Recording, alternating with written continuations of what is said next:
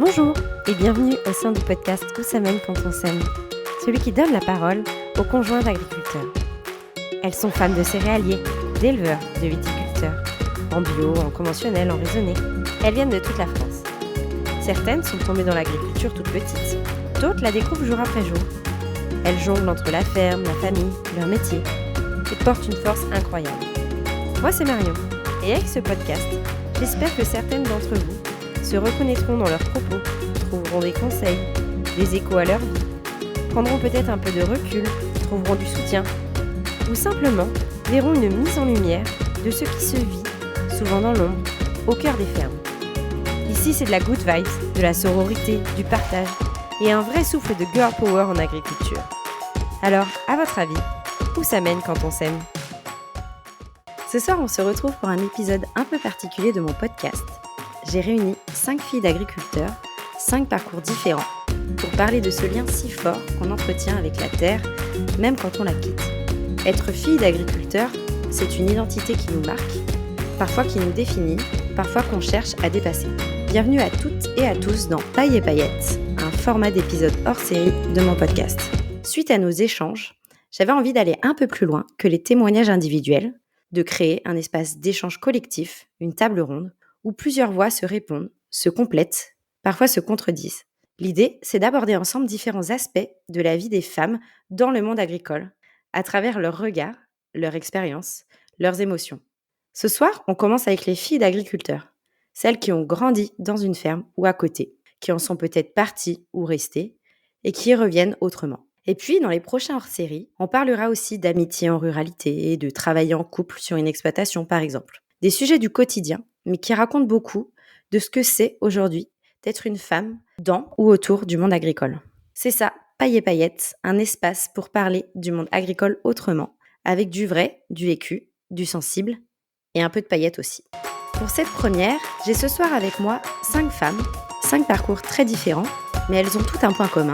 Elles sont toutes filles d'agriculteurs. Camille, d'abord, a 27 ans. Elle travaille dans l'immobilier en Dordogne. Elle est mariée à un agriculteur laitier en bio et maman d'un petit bout. Elle a grandi dans une famille de viticulteurs en Gironde. Angélique, 40 ans, vit en Alsace où elle est assistante administrative en freelance. Elle est mariée à un céréalier et maman de 2 enfants. Elle a aussi grandi dans une ferme céréalière, dans une famille où les femmes ont toujours eu leur place, même sans statut officiel. Élise, 28 ans, est sage-femme dans la Somme. Elle est fille d'un céréalier, producteur de pommes de terre et betteravier dans l'Aisne. Mathilde, 25 ans, dirige une agence de communication spécialisée en agriculture en Meurthe-et-Moselle. Elle est fille d'éleveur laitier et reprendra l'exploitation familiale dans les années à venir. Et puis Mélodie, 34 ans, vit en Ardèche et est mariée à un éleveur de chèvres. Elle est productrice de fromage et de yaourt et maman de 5 enfants. Elle est fille d'un éleveur caprin aussi, qui est dans la même commune qu'elle.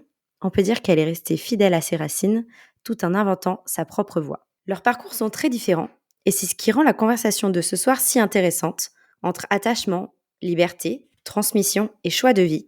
Elles incarnent à L5 une diversité de filles d'agriculteurs d'aujourd'hui. Pour commencer les filles, j'espère que j'ai pas dit trop de bêtises. Quand vous pensez à votre enfance à la ferme, quelle image, souvenir, odeur vous revient ? Je me rappelle avoir eu une enfance heureuse et rythmée par les travaux dans les vignes, on va pas se mentir. L'odeur du jus de raisin, quelque chose qui me reste dans le nez, c'est vraiment bien particulier. Je rejoins Camille complètement avec le rythme de travail. Chez moi, ça sera plutôt l'odeur de la chèvrerie, du foin au printemps que je sens encore aujourd'hui, que j'ai jamais quitté. Donc je pensais être un peu cliché en parlant d'odeur, mais finalement, on était plutôt dans le bon. Ouais, non mais totalement, pas du tout de cliché. Alors moi, c'est vraiment une enfance très heureuse. Franchement, je trouve qu'une enfance à la ferme, c'est juste exceptionnel. J'en garde des souvenirs extra, franchement.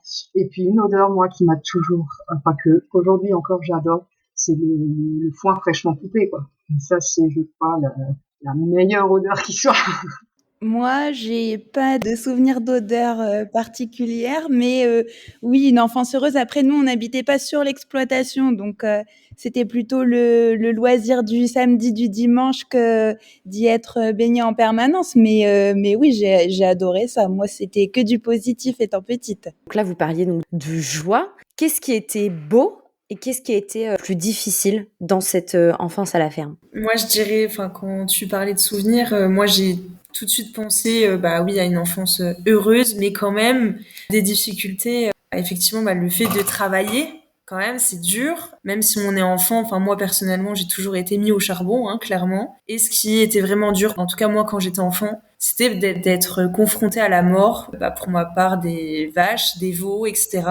De les voir naître, en fait, les voir mourir aussi des fois. Ça a été dur, mais en même temps, ça forge aussi le caractère. Moi, pour ma part, les souvenirs vraiment heureux, je rejoins Mathilde, c'est d'avoir été quand même mis au charbon. Je me rappelle qu'on faisait certes les devoirs au bout des vigne, mais on allait aussi aider dans ce qu'on appelle les travaux en verre, préparer pour que la vigne puisse pousser correctement et qu'on puisse vendanger comme il fallait. Et c'est vrai qu'en souvenir un peu malheureux, c'était des fois les contraintes, puisqu'on vinifie sur place et que mon papa fait de la vente directe, on passe à 80% par ça, c'est des fois des vacances très raccourcies ou alors des vacances en décalé également. Donc même si je sais qu'il faisait comme il pouvait, il y a 2 ou 3 fois où on s'est dit ah, et ça c'est vrai que ça m'a marqué quand même. Moi, je rejoins totalement sur les vacances aussi. Tous nos amis partent une semaine entière, ils vont loin, ils font des voyages, etc. Nous, si on arrivait à partir, alors on est toujours partis, mes parents ont toujours fait en sorte qu'on parte en vacances, mais on partait 3 jours, quoi. C'était difficile de faire plus. Alors c'était très bien, on s'éclatait, mais voilà, ça reste une contrainte, le travail, quoi. Tout à fait. Et je pense qu'en tant qu'enfant, ça nous marque parce qu'on voit les copains, comme tu le dis, partir. Et nous, certes, on arrive à partir, mais peut-être moins souvent et sur des périodes plus courtes. Je te rejoins totalement. Est-ce que ça, vous en êtes rendu compte enfant, ou est-ce que avec du recul dans votre vie adulte à l'heure actuelle, ou pour certaines qui sont devenues mamans, on le réalise aussi un peu plus tard quand c'est à notre tour de faire ces choix de vie-là? Moi, je l'ai réalisé très petite. Nous, on partait jamais. Enfin, moi, je suis jamais partie en vacances plus de 2 jours en week-end avec mes parents. C'est vrai que maintenant, étant femme d'agriculteur et maman, il était hors de question que je fasse vivre ça à mes enfants parce que moi, clairement, du haut de mes 40 ans, c'est le mauvais souvenir, on va dire, qui me reste, c'est que non, il n'y avait pas de vacances. En fait, tu partais pas parce qu'il y avait la moisson d'été, parce que pendant les vacances de Toussaint, c'était la moisson du maïs, et puis parce que les vacances de Pâques, c'était les semis, et puis ainsi de suite, et puis finalement, on partait pas. Moi, j'ai vraiment très mal vécu, et j'ai toujours dit à mon mari, je te fais bien, tu te débrouilles comme tu veux, t'es agriculteur, ok, mais on partira tous les ans au moins une semaine. Et, c'est ce qu'on fait depuis seulement 4 ans, parce qu'avant, il y avait des travaux de la maison et tout. Clairement, c'est quelque chose que moi, je dérogerais pas. Il faut qu'on parte au moins une semaine. Alors, en général, c'est toujours fin août. On y tient et on en a besoin autant pour nous en tant qu'adultes que pour les enfants. Et c'est vrai qu'au début, c'était compliqué parce que lui, c'était, la vie à la ferme, c'est la vie à la dure. Et en fait, non, c'est plus comme ça.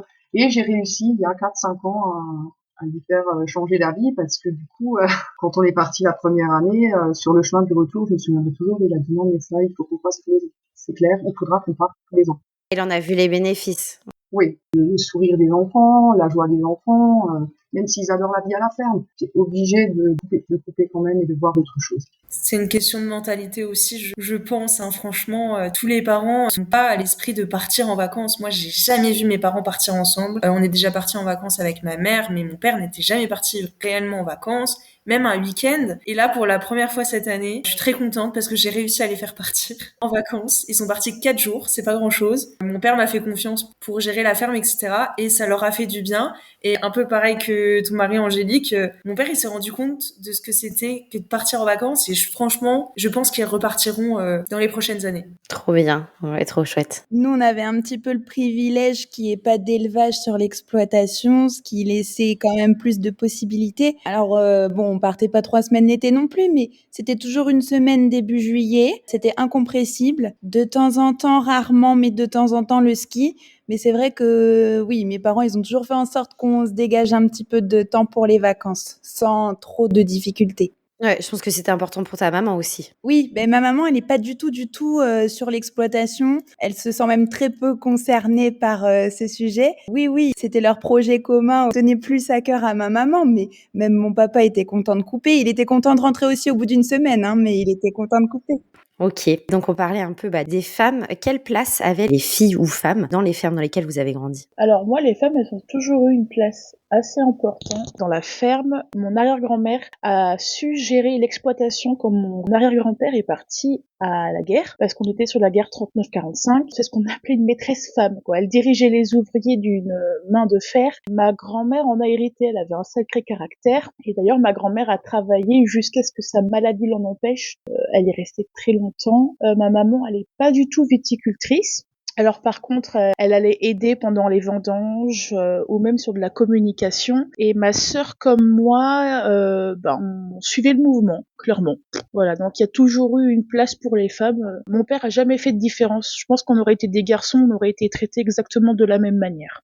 Ok. Et vous les filles? Alors moi, je sais que ma maman, qui était maman au foyer, pour le coup, elle était toujours en fait à soutenir plutôt mon père, mais à s'effacer aussi. Elle était là, mais elle savait s'effacer quand il fallait. Mais mon père lui demandait souvent son avis sur certains points. Et j'ai vécu ça aussi sur une plus ancienne génération, c'est-à-dire mes grands-parents. En fait, mes grands-parents maternels étaient également agriculteurs, avaient une très grosse exploitation. Et mon grand-père était un homme adorable, mais de caractère. Mais pour autant, dès qu'il y avait un petit blocage ou quelque chose qui le contrariait, c'était directement chez ma grand-mère qu'il allait prendre conseil. Il y tenait, et pourtant c'était une génération, voilà, aujourd'hui ils auraient 100 ans, de se dire que après-guerre, on demande l'avis à son épouse, c'était pas commun, quoi. Oui, j'ai toujours vu, aussi longtemps que je les ai vus ensemble, il se tournait toujours vers ma grand-mère, mais sans honte, sans se dire, non, c'est pas son rôle, vraiment, il tenait compte de son avis, quoi. Ok, ouais, trop chouette. Chez moi aussi, ma mère a toujours eu sa place sur l'exploitation, mais simplement sur le côté juridique, en fait, elle a toujours été conjoint collaborateur. Donc en fait, ces congés mat, tout ça, c'est que dalle. Enfin, c'est compliqué, quoi. Mais après, elle travaillait normal, elle mène la troupe comme tout le monde, mais elle avait le simple statut de conjoint collaborateur pendant très très très très longtemps. Ok. On parlait donc de papa ou de parents qui travaillaient beaucoup. Est-ce que vous aviez le sentiment d'avoir des parents un peu absents et est-ce que vous en avez un peu souffert? Moi, franchement, parents absents, pour dire, c'était mon père qui était agriculteur. Ma mère n'était pas agricultrice, elle avait son travail qui lui prenait aussi du temps à côté. Et par contre, les week-ends, c'était à la ferme. Et nous, honnêtement, quand on était petits avec mon frère, pour voir nos parents, il fallait qu'on aille à la ferme. Grossir un peu le trait, mais c'était un petit peu ça. Il y a eu des périodes, du coup, ça a été dur, mais nous, honnêtement, ça nous a tellement forgés. Ça nous a autonomisés très jeunes. Forcément, ça manque toujours un petit peu pendant l'enfance et en même temps, on a manqué de rien. Juste, nos parents étaient beaucoup occupés. Mais encore une fois, ça forge et ça nous a vraiment apporté beaucoup pour notre vie d'adulte. Moi, absent non, mais très pris. Parce que si on repart sur l'idée des vacances, mon papa a toujours fait sa comptabilité lui-même. Donc en fait, même quand il était avec nous, il était d'une certaine façon absent parce que par exemple, il part une semaine au ski, tous les soirs il va faire de l'ordinateur. Voilà, donc absent oui et non. Ouais, on en a souffert, je me rappelle quand même avec ma sœur. Mon papa pendant 6 mois de l'année, il est pas là. Il va livrer lui-même son vin dans la France. Donc là par contre j'avoue que moi je l'ai très mal vécu et ça a été là compliqué, on va pas se mentir. Mais c'est ça qui est intéressant, c'est de voir aussi le côté contrainte d'un viticulteur auquel on s'attend peut-être pas face à un éleveur. Dans une famille d'éleveurs, on sait qu'il y a des contraintes entre guillemets, c'est peut-être plus connu. Super intéressant de le rajouter en tout cas. Moi, j'ai pas eu du tout ce sentiment d'absence parce que ma maman était pas du tout sur l'exploitation, donc pour le coup, elle était très présente. Elle travaillait à 100%, mais elle avait un boulot qui lui permettait de nous gérer, nous trois, après l'école, tout ça. Et puis, mon papa, oui, bien sûr que sur l'exploitation, il y avait des coups de bourre, hein, comme sur toutes les exploitations, mais on se disait que ça allait passer, ça finissait toujours par avoir une fin. Et puis, si on voulait aller le voir, on était les bienvenus sur la ferme ou dans les champs. Donc, j'ai pas eu ce sentiment d'absence. J'en ai pas souffert du tout, en tout cas. Ok, trop chouette. Alors certaines d'entre vous donc vont reprendre l'exploitation, d'autres pas du tout. Est-ce que vous vous sentiez destiné un jour à reprendre et pour certaines vous ne l'avez pas fait? Ou à l'inverse, certaines d'entre vous ont-elles eu envie très tôt de voir et de travailler ailleurs pour l'avenir? Alors moi, clairement, j'avais un rêve étant plus jeune, c'était d'aller au lycée agricole. Parce que j'avais un cousin qui y a été et moi, ça me faisait vraiment rêver d'aller au lycée agricole. Mais j'étais l'aînée, j'avais un petit frère Et on m'a clairement fait comprendre que de toute façon, l'exploitation deviendrait un petit truc. Gros coup de massue et que de toute façon, une fille n'avait pas sa place au lycée agricole. J'en ai souffert, mais j'en ai souffert. J'en ai voulu à mes parents, longtemps. Je pense que intérieurement, je le renvoie encore, parce que clairement, pour moi, la milieu agricole prouvait que je suis mariée avec un agriculteur. Donc, donc voilà, c'est pour moi, c'est presque une revanche. Mais clairement, ça a été très très douloureux pour moi quand t'as 14 ans, on te dit non, tu iras pas au lycée agricole, c'est pas la place d'une fille. Ok, d'accord, c'était il y a 25 ans, mais j'en ai énormément souffert. Et comme dit, je suis tellement fière aujourd'hui de soutenir mon mari, même si clairement c'est compliqué, hein, c'est pas évident tous les jours, mais de dire bah si, maintenant j'ai ma place dans ce milieu que je convoitais tant et dans lequel je voulais rester. Et alors Camille et Élise qui toutes les deux font aussi un métier très différent et qui n'est plus du tout dans le milieu agricole. Ben moi, en fait, je me suis jamais vraiment trop posé la question parce que j'ai toujours plus ou moins voulu m'orienter vers la sage-famerie. Donc, et puis mon frère était prédestiné de toute façon à poursuivre sur l'exploitation. Donc, les jeux étaient faits comme ça. La question s'est pas vraiment posée finalement. Moi, j'ai songé reprendre, sauf qu'en fait, c'est un contexte particulier. Mon papa, il est associé avec ses frères. Le contexte est très compliqué entre frangins. Et moi, je voulais pas de cette ambiance-là. Donc, après, j'avais songé à reprendre une partie, m'installer une partie animalière, parce que moi, j'ai fait des études agricoles. J'ai déménagé en Dordogne par amour. Bon, ça va, c'est devenu mon mari, donc j'ai pas fait, j'ai pas fait de bêtises. Mais par contre, je dis pas que d'ici là, j'y reviendrai pas. Et de toute façon, avant d'être conseillère en animaux, j'étais comptable agricole. J'ai toujours un pied, puis même là, plus ou moins, j'ai toujours un pied. Mais j'espère y remettre les deux pieds un jour. Tu reviendrais dans le milieu agricole, mais plus du tout dans la vinification, vraiment sur l'exploitation de ton conjoint. Non, non, non, non. En Dordogne, il n'y a pas de vignes. Alors, c'est des vignes dans le Bergeracois. Nous, on est vraiment dans le nord Dordogne, dans la partie Périgord-Limousin. Donc là, non, ce sera soit en laitier, dans ce cas-là, je continuerai avec lui, ou j'y mettrai ma patte à moi, puisque j'ai quand même fait des études pour être éleveuse de chevaux, et j'espère un jour y revenir. Pour celles qui ont des enfants, quelle similitude de vie ou différence faites-vous entre votre enfance et celle que vous offrez à vos enfants ? Je rejoins ce que disait Mathilde tout à l'heure dans le côté la débrouille et que on est beaucoup pris, donc s'ils veulent nous voir c'est beaucoup sur la ferme et ils sont très très autonomes très très rapidement et même si ça peut paraître être une difficulté par moment, je pense qu'un jour ils me remercieront, j'espère, mais voilà, ça forge et ça durcit et c'est que du bon de pouvoir se débrouiller, mais voilà, par moment culpabilise un peu et puis c'était comme ça quand c'était nous et c'est comme ça quand c'est eux et il n'y a pas trop le choix. Ouais, donc ça se ressemble assez. Oui, complètement. Ok.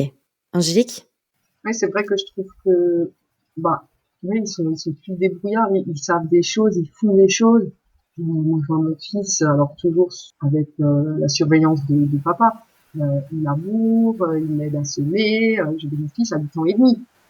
Il s'est rentré une moissonneuse dans le hangar. Je ne sais même pas comment on l'a démarré, la moissonneuse, hein, pour vous dire. Et je me dis, mais en fait, oui, c'est ça, là, c'est l'école de la vie, quoi. Ouais. C'est ça. J'ai déjà eu cette conversation avec d'autres femmes d'agriculteurs qui me parlaient de leurs enfants et elles me disaient qu'ils n'avaient pas du tout la même vision de leur alimentation. Qu'est-ce que vous en pensez ? Est-ce que vous étiez peut-être plus conscient de ce qu'on mange ? Est-ce que votre rapport à l'alimentation était différent de vos copains quand vous étiez plus jeune ?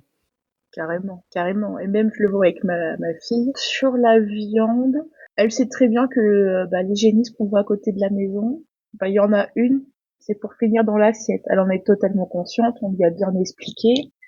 Comme on lui a expliqué que c'est pas parce qu'on n'aimait pas nos animaux. On a de suite mis cette barrière en expliquant on élève justement parce qu'on aime. Sinon, on fait pas. Et après, pour tout ce qui est produits laitiers, c'est différent, mais on lui a quand même expliqué aussi. Ce qui est cool, c'est que du coup, elle en parle aussi à l'école. Parce qu'on commercialise nos produits pour l'école aussi. Et moi, je sais qu'après, mes parents ont toujours été entourés d'agriculteurs parce que ou même des voisins qui avaient leurs propres animaux qu'on abattait, qu'on les mangeait. Et moi, je sais que ça m'a jamais perturbée dans le sens où on m'a toujours expliqué le cadre, on m'a rien caché. Donc j'ai reproduit ça. Au moment, ça a l'air de fonctionner. Moi, j'allais dire le gaspillage. On nous a appris très jeune à ne pas gaspiller. Et aussi, en grandissant, on a compris que produire, ça prenait du temps, c'était beaucoup de travail, etc. Donc, c'est venu assez jeune, ça, par exemple. Et au-delà, de l'alimentation, comment vous voyiez, vos amis quand vous étiez plus petits d'être, fille d'agriculteurs? Est-ce que c'était un sujet de moquerie? Est-ce que c'était un sujet de fierté? Comment est-ce que vous pourriez nous raconter ça? Alors moi, j'avoue que quand j'étais ado, donc surtout période collège, on va dire, ça a été très compliqué parce que clairement, j'étais une bouseuse, hein. Voilà, c'était clairement ça. Alors, je vais pas dire jusqu'au harcèlement, mais c'était des moqueries. De toute façon, toi, t'as les bottes aux pieds toute l'année, toi, ceci, ça. Donc j'étais la fille de paysan, quoi. Voilà, clairement. Je l'ai très mal vécu parce que clairement, quand t'as 13-14 ans, c'est le genre de choses qui blessent, qui fait mal. Et alors qu'aujourd'hui, j'en suis extrêmement, extrêmement fière. Je le dis toujours à mes enfants, je dis soyez fiers d'avoir un papa agriculteur. C'est un métier dur, c'est un métier qui demande d'avoir une vraie passion, c'est une vocation. Et j'essaie toujours de leur faire comprendre que faut pas qu'ils en aient honte, quoi. Pas comme moi, parce que à l'époque, c'était peut-être tabou. Encore une fois, il y a 25 ans, pour mes enfants, je veux absolument pas qu'ils aient le même ressenti que moi j'ai pu avoir à l'époque. OK. À contrario, nous, on vit dans un endroit très très rural. J'ai jamais eu ce genre de situation à gérer. En fait, personne ne s'est jamais moqué. Et en fait, on était quand même très très nombreux à être enfants d'agriculteurs. Moi, j'ai jamais ressenti de la moquerie ou des réflexions. Mais après, voilà, nous, c'était toute petite école primaire, collège, on devait être 300 à tout casser, donc vraiment tout petit. Mais il y a jamais eu ça. Et je pense qu'on était quand même pas une majorité, mais quand même une bonne part d'enfants d'agriculteurs. Oui, ça joue beaucoup, Ouais. c'est sûr. Ben, moi, je rejoins Mélodie là-dessus. Nous, on était dans une petite école aussi en ville. On était dans une petite école privée et après, on est allé au collège qui était privé aussi, qui était pas un gros collège non plus, où on était beaucoup d'enfants d'agriculteurs. Donc, pour le coup, tout ce qui est moquerie, harcèlement, on connaissait pas trop. Un peu comme Élise et Mélodie, pas trop de moquerie, mais on m'appelait quand même la paysanne. Je le prenais mal d'ailleurs. Je pense que, voilà, je sais pas, je le prenais mal parce que c'était vu un peu comme une moquerie pour ma part, mais c'était pas du tout de l'harcèlement ou quoi que ce soit. C'était juste une remarque.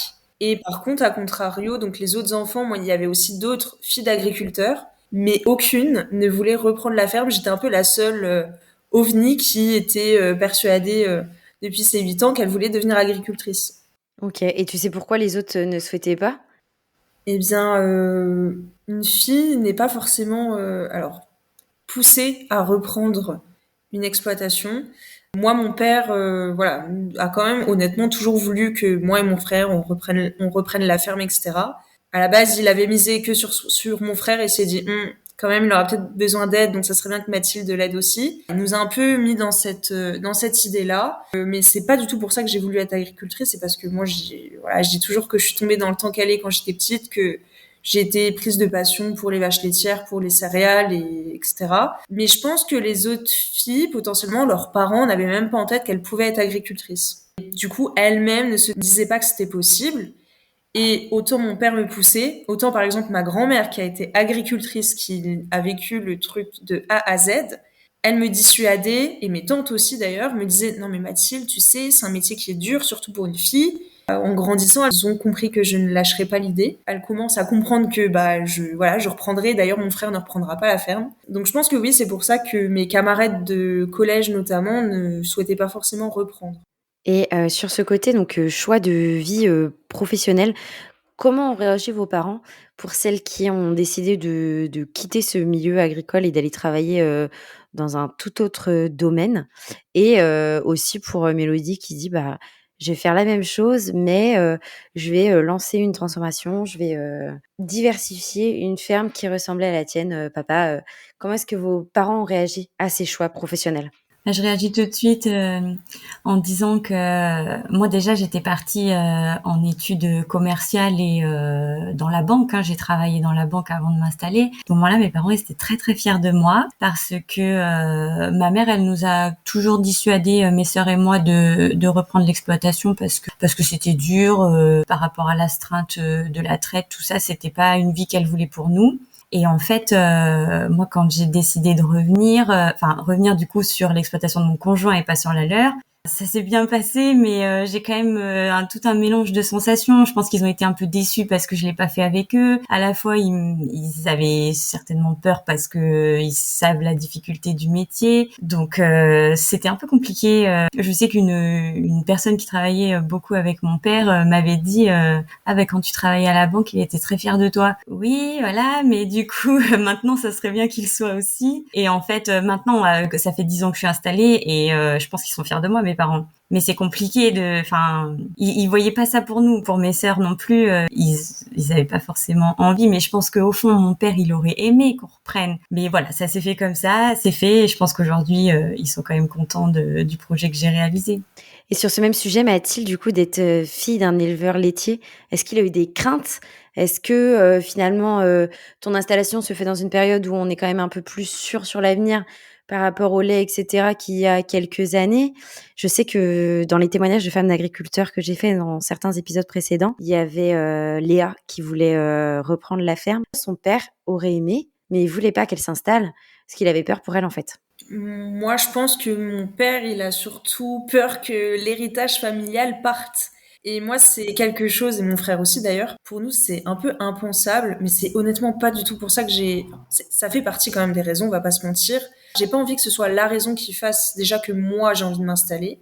J'ai appris en grandissant qu'il fallait pas faire les choses pour faire plaisir à nos parents ou même à qui que ce soit. Mon père a, oui, peut-être quand même certaines craintes sur mon avenir, sur comment je vais me débrouiller toute seule. Alors, dans les prochaines années, il sera là quand je m'installerai, parce qu'il va pas laisser le flambeau tout de suite. Il continuera à ramener un petit peu son avis, son travail, etc. Je le vois pas arrêter du jour au lendemain pour quelqu'un qui n'a pas arrêté de travailler depuis qu'il a commencé. Ouais, je pense que ce qui est dur dans l'élevage laitier, c'est quand même l'astreinte. Moi, honnêtement, tu posais tout à l'heure la question, Marion, est-ce que vos enfants avaient la même vie que vous avez eu? Moi, je me suis toujours promis, j'ai pas encore d'enfants, j'en aurai peut-être un jour, j'espère, mais je me suis toujours promis que j'aimerais que mes enfants n'aient pas la vie que j'ai vécue, l'enfance. Alors, je n'ai pas eu du tout une enfance terrible, hein, pas du tout, mais honnêtement, j'ai envie de faire les choses différemment pour mes enfants. Même si j'ai envie d'être productrice laitière, j'ai quand même envie de me dégager du temps. Ça se fait grâce à de l'organisation et aussi à des sacrifices peut-être maintenant pour après. On va dire que mon idée d'installation à la base a beaucoup évolué avec celle qui se fera dans les prochaines années. Et encore d'ici là, les prochaines années, je pense que ça va aussi beaucoup évoluer. Mais oui, forcément, mon père a toujours un petit peu, enfin, on va dire, il a toujours quelques craintes. Est-ce que Camille, Élise, Angélique voulaient ajouter quelque chose sur le fait que vous, du coup, ce ne soit pas du tout dans le milieu agricole? Angélique, si on a bien compris, ça leur allait plutôt bien. Ah oui, ça leur allait plutôt bien. Ça m'allait pas à moi, mais à eux, ça leur allait bien. Après, je pense encore une fois, hein, comme le disaient certaines d'entre vous, je pense que c'est plus par peur, peut-être aussi, de se dire, bah non, une femme sur une exploitation, bah non. Alors que j'ai quand même une tante qui tient une exploitation encore aujourd'hui, qui la gère très très bien. Mais c'est vrai que voilà, après, j'ai fait un métier, on va dire, par dépit. Que j'apprécie, mais je suis extrêmement heureuse d'être mariée avec un agriculteur. Ça, c'est clair que, en fait, je ne savais pas qu'il était agriculteur quand je l'ai rencontré. Hein. J'ai besoin d'être proche de la terre, et ça, je pense que mes parents n'ont jamais vraiment compris, peut-être. Ok, c'est assez clair. Et sur ce côté, justement, être en couple avec un agriculteur, donc pour celles que ça concerne, et puis pour celles qui ne le sont pas aussi d'ailleurs, est-ce que c'était un choix, une coïncidence? Est-ce que le fait d'être fille d'agriculteur, on se dit jamais je me mets en couple avec un agriculteur, ou au contraire, il est évident que je me mettrai en couple avec un agriculteur, je ne vois pas ma vie autrement qu'avec un agriculteur. Après, c'est peut-être aussi différent du coup. Pour Mathilde, tu nous diras, mais du fait que tu t'installes toi, tu as peut-être ce regard-là, ou quelqu'un qui ne voulait pas s'installer et qui se dit je veux cet attachement comme Angélique de par mon mari peut-être. Moi, je me suis jamais posé la question, en vrai. Pour moi, il aurait pu être charpentier, ça n'aurait rien changé. Enfin, je cherchais pas un agriculteur, hein, du tout. Et puis, de toute façon, quand on s'est rencontrés, il était encore ouvrier. Et la question de s'installer est arrivée. On avait déjà la petite. Et là, j'ai fait, oh. Alors, il m'a demandé mon avis un petit peu en termes d'organisation.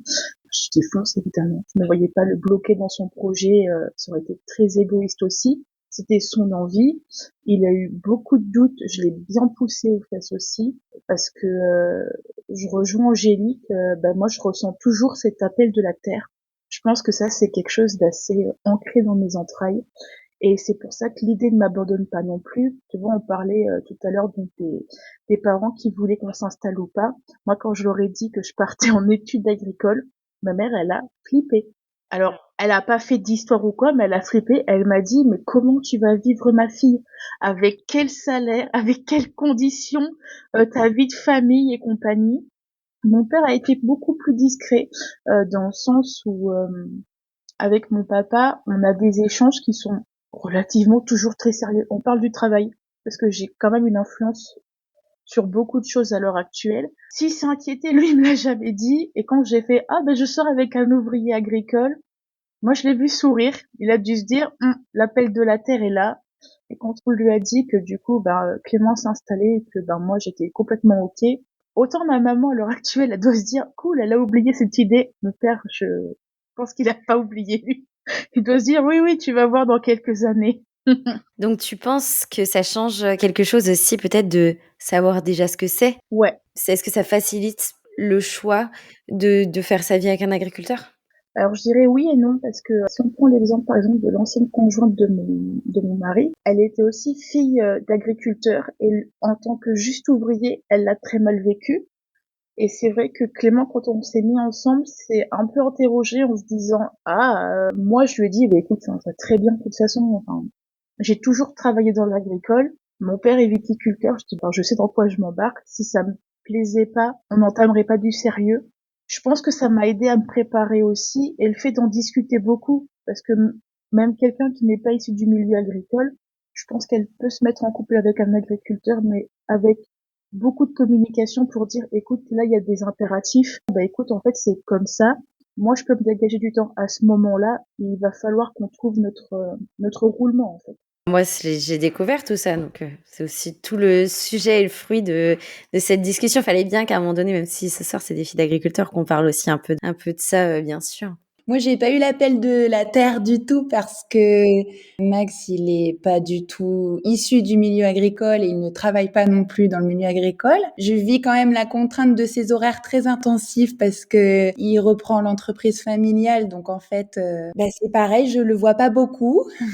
Mais par contre, oui, j'ai plaisir à retourner de temps en temps sur l'exploitation, voir mon frère, voir mon papa qui y travaille encore. Je peux pas dire que ça me manque au quotidien, non, j'ai jamais été si proche que ça de la terre, mais oui, j'ai plaisir à y retourner, même si ma vie a fait que je me suis un petit peu coupée de tout ce milieu-là, quoi. Plutôt sur le côté résilience d'une fille d'agriculteur, de te dire, je suis en couple avec quelqu'un qui bosse énormément, mais j'accepte plus facilement parce qu'en fait, j'ai vu mon papa tout donner sur son exploitation familiale. Donc, le fait qu'il reprenne quelque chose qui vient de son papa et puis qui travaille dans un domaine qui demande beaucoup de travail, peut-être que tu l'acceptes plus facilement parce que t'es fille d'agriculteur.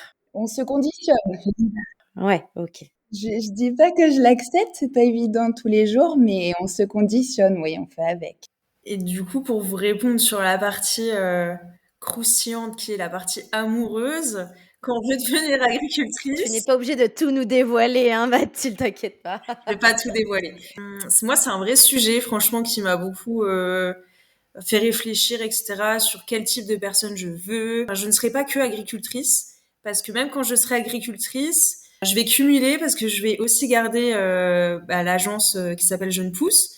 Donc, je risque d'être beaucoup occupée, et en même temps, moi, je reste persuadée que j'ai déjà beaucoup travaillé, même si je suis pas si vieille que ça, et j'ai envie d'avoir une belle vie, honnêtement. Et je suis persuadée qu'on peut être agricultrice, entrepreneuse aussi, et avoir du temps libre. Mais effectivement, la personne qui sera avec moi dans ce projet, alors même si elle sera pas dans le projet d'un point de vue travail, il va falloir que cette personne accepte que je rentre tard, ou que je parte tôt, ou qu'il y ait des imprévus, que j'annule au dernier moment, que j'arrive en retard, etc.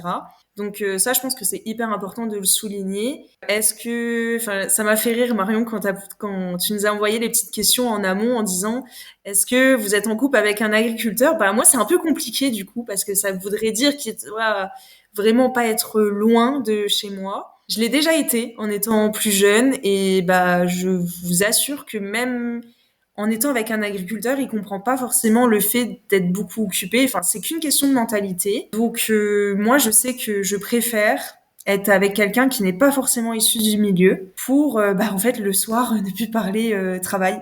Si tout le monde commence à parler d'agriculture tout le temps, moi, j'en parle déjà beaucoup. C'est mon métier, c'est bah, mon futur métier aussi en plus. C'est aussi mon loisir, du coup, un peu, on va dire, entre guillemets, en ce moment. Il y a un moment, il faut aussi parler d'autres choses. Ou alors, ça voudrait dire être avec quelqu'un, certes, dans le milieu agricole ou dans le para-agricole, mais qui a une ouverture d'esprit sur autre chose aussi. Ah oui, c'est super intéressant d'entendre ces paroles-là d'une future agricultrice parce que moi, c'est aussi des choses que j'ai de mon conjoint en fait qui me dit mais c'est ce que j'aime aussi beaucoup, c'est de te faire découvrir, c'est aussi un peu le côté un peu une naïveté, tu vois, de ne pas être de ce milieu-là et de s'y intéresser et d'ouvrir sur plein d'autres sujets aussi. Ouais, trop chouette. Aussi. Mélodie, Angélique, vous aviez peut-être des choses à nous dire sur ce sujet-là? Moi, j'avais dit jamais un agriculteur. Du coup, je me suis trompée. Voilà. Mais voilà. Ben moi, je me souviendrai toujours, quand j'étais ado, ma grand-mère me disait mais en fait, toi, tu as un tel plaisir à vivre la vie de la ferme que tu seras forcément avec un agriculteur. Quand ma grand-mère m'a dit ça quand j'avais 13 ans, je dis mais non, mais arrête, mais c'est pas possible. Et quand j'ai rencontré Nicolas, comme dit au début, c'était par des amis en commun. Je pensais qu'il était ingénieur, architecte, avocat, enfin je sais pas, un truc comme ça. Et puis un jour, j'ai une copine qui me dit mais tu sais ce qu'il fait dans la vie? Je dis bah non, il est agri. Ah bon, ouais. Tu finiras avec un agriculteur. Et on s'est mariés l'année dernière, et voilà. Ah, moi aussi, team de l'année dernière.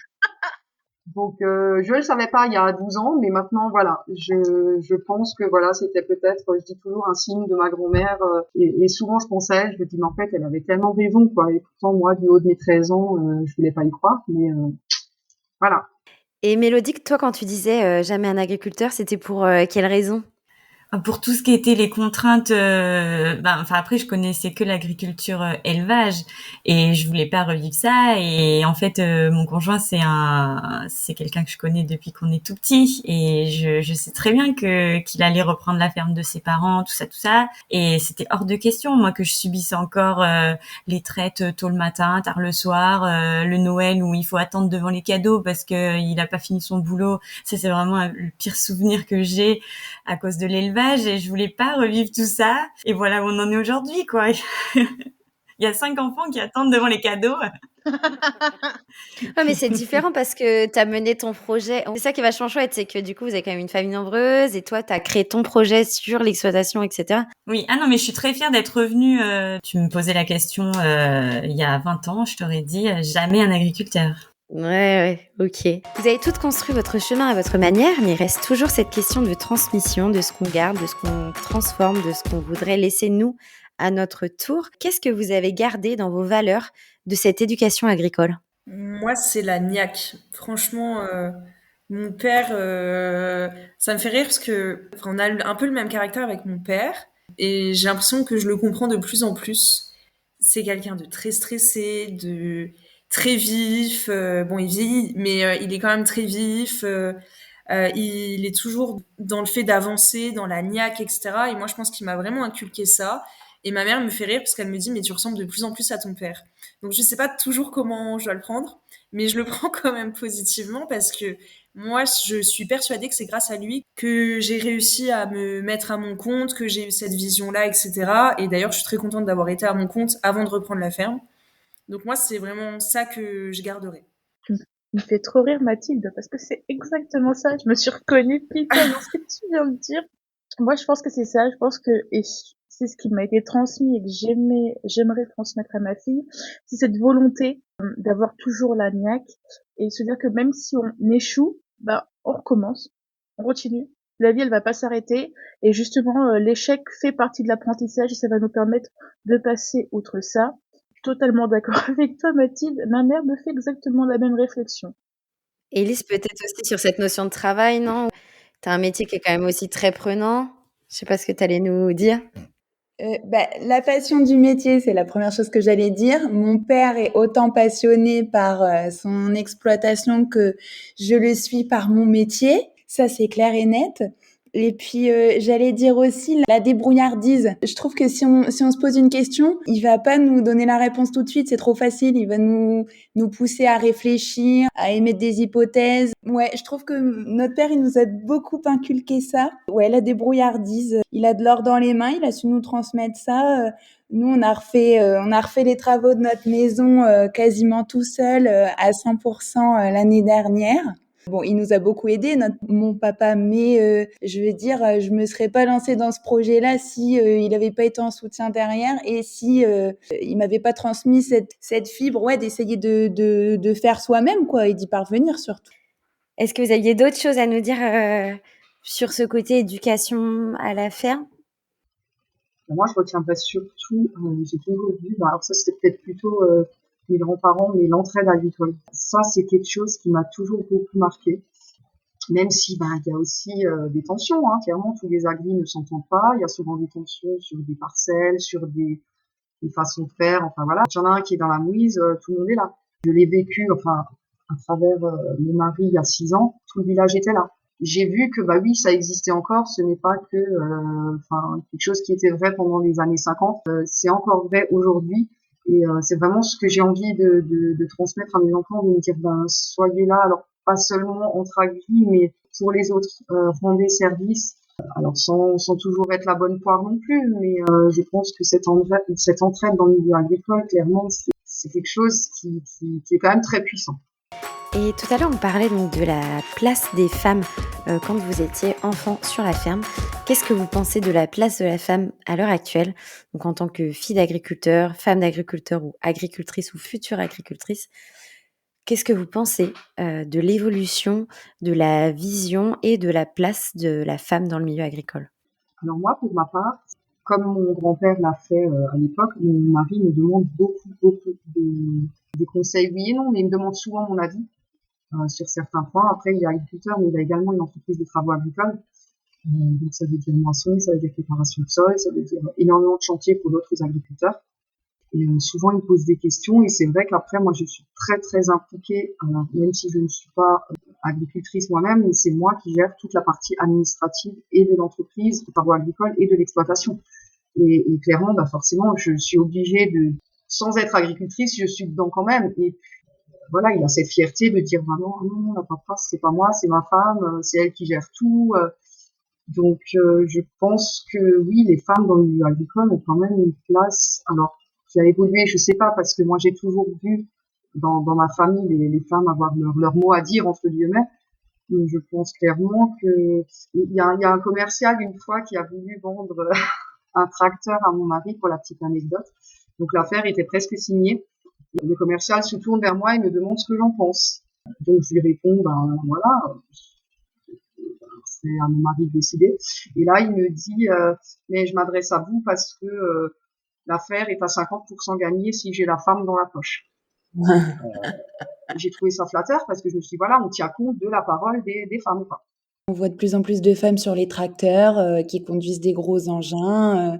Moi, quand j'étais plus jeune, de temps en temps, je conduisais une benne à la moisson, admettons. C'était de plus en plus monnaie courante, quoi, clairement, hein.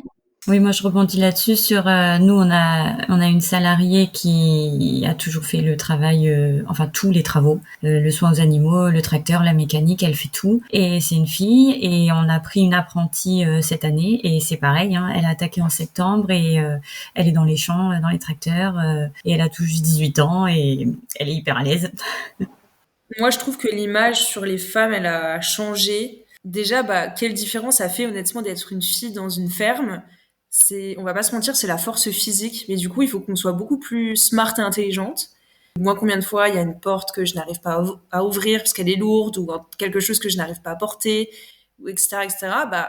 Je me dis toujours bon, si je n'y arrive pas, c'est qu'il faut changer de méthode. En fait, on y arrive, et je pense que moi, le ressenti que j'en ai, c'est que les agriculteurs hommes ont clairement une bonne image des agricultrices ou des personnes qui sont dans le domaine agricole. Ils l'acceptent et même certains agriculteurs hommes, il faut le savoir, préfèrent avoir des salariés femmes parce qu'elles sont plus patientes, plus, oui, notamment dans l'élevage, ou même plus douces pour la conduite d'engins aussi d'ailleurs, sur la route, etc. Elles font plus attention. Et par contre, moi, ce que j'ai toujours ressenti, c'est que quand j'arrive à un lieu complètement hors agricole et que je dis que je vais devenir agricultrice, on me fait toujours des gros yeux en disant « Ah bon, toi, tu veux devenir agricultrice ? Pourtant, t'es une femme, pourtant, t'es féminine, pourtant, voilà. » Et je trouve que sincèrement, l'image dans l'agriculture sur la femme a changé, mais hors contexte agricole, il y a encore du travail à faire. Ouais, mais c'est vachement intéressant ce que tu dis parce qu'en plus, tu vois, j'avais une nana qui me disait le contraire, quoi. Elle a déjà eu des refus d'être salariée parce que c'était une fille. Et il lui a dit, Il y en a clairement. aussi, bien sûr. Mais donc, entendre regard différent, c'est super enthousiasmant en tout cas. Non, mais moi je rebondis en fait sur tout ce que vous avez dit. D'un point de vue interne à l'agricole, moi me suis jamais sentie exclue. Au contraire, on m'a toujours dit, mais il y a toujours eu des femmes. Alors évidemment, pas reconnues, hein, vraiment conjointes collaboratrices. Et encore, hein, des fois c'était même pas ça. Et la vie des femmes avait toujours été importante. Et je rejoins Mathilde. Moi, c'est surtout sur les autres corps de métier. On m'a dit, mais une femme, c'est pas agriculteur en fait. Ça, c'est pas gérer une entreprise. Alors les gars, si on sait gérer un foyer, on sait gérer une entreprise. Faut arrêter là aussi. Mon ancien patron, chez qui j'étais avant de partir en Dordogne, donc qui était un viticulteur aussi, m'avait dit comme ça une fois, il fait, moi je préfère 100 000 fois avoir des filles parce que vous êtes plus consciencieuses dans votre tâche. Et c'est vrai que moi je l'ai remarqué, alors là, tous les viticulteurs hommes vont me détester, mais les femmes, je suis navrée, on taille mieux parce qu'on fait attention, on n'y va pas comme des bourrins. Et en plus, alors je sais pas si c'est le fait de vouloir bien faire pour montrer aussi que nous on en est capable, mais je pense qu'on se met plus la pression que certains gars. Bah malheureusement, moi je me suis toujours dit qu'il fallait prouver 2 fois plus en étant une femme. Peu importe le domaine d'ailleurs. On parlait donc de ce rapport à la terre, Elise, tu l'avais pas mal abordé aussi, alors que tu n'y es plus directement liée à l'heure actuelle. Pour celles qui ont des enfants ou qui en auront, évidemment, n'hésitez pas à prendre également la parole sur ce sujet. Est-ce que vous aimeriez qu'ils reprennent l'exploitation à leur tour ? Quelle est votre vision de la transmission ? Moi, je garderai la réponse que je t'avais donnée dans le témoignage, dans le podcast qu'on a enregistré toutes les deux. Ils font ce qu'ils veulent, libre à eux de faire ce qu'ils veulent. Il n'y a aucune pression là-dessus. On sera certainement très fiers s'ils reprennent et certainement très fiers s'ils font un autre métier. Moi je te rejoins totalement, elle fera bien ce qu'elle veut. Là, à l'heure actuelle, elle a 3 ans et demi. Elle a le temps de vouloir devenir princesse, astronaute, agricultrice, vétérinaire, voilà. Là, on sait que les vaches, ça lui plaît. Si elle veut y aller, mais qu'elle y aille. Même si, je sais pas, un jour, elle veut avoir l'idée de jouer de la harpe et de rentrer au conservatoire, on la soutiendra de la même façon. Il n'y a pas de raison. Ce que j'aimerais, par contre, pour nos enfants, c'est que les transmissions soient tellement plus simples. On aura bossé toute notre vie, nous, pour avoir ça. Et franchement, c'est ce que je souhaite pour tous ceux qui veulent reprendre, que ce soit des enfants d'agriculteurs ou pas. Parce que des fois, on peut faire des portages hors contexte agricole et aimer la personne qui va reprendre. C'est ok aussi. Je pense que moi, j'ai su développer des affinités avec mes maîtres de stage. J'aurais voulu reprendre si les enfants reprenaient pas. Je pense que ça leur aurait pas posé problème. Et j'espère que si les enfants veulent pas reprendre, dès qu'on trouve une personne avec qui on tisse un lien, ce sera pas de la famille, mais presque, et qu'on puisse les accompagner au mieux dans la transition. Parce que ça restera une personne qu'on aura appréciée de cœur, et quand c'est comme ça, je pense que là, on est content que ce soit repris par des gens qu'on a su découvrir au fur et à mesure.